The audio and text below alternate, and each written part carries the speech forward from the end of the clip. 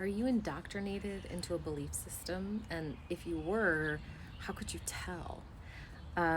So, hey, I'm Sarah, and I used to be a Christian, but I also am a scientist. So, I'm trained in the scientific method. And I think something that is a great thought exercise to do for any belief that you have about anything is to think about what would it look like to prove this belief wrong?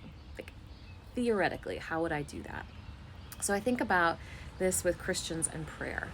So let's say I pray for something and it doesn't happen. How could I prove that God didn't hear me or didn't answer?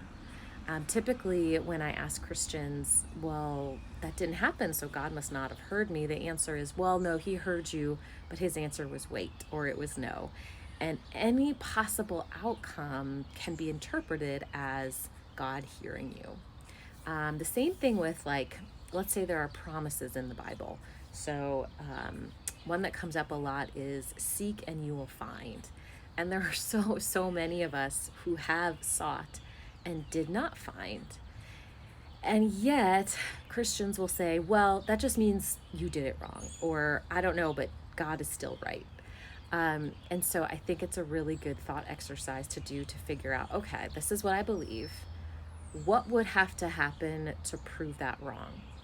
And if your answer is nothing, there is nothing that could happen to prove my belief incorrect, that's telling you that you've arrived at this belief through something other than facts, evidence, logic. And that's okay.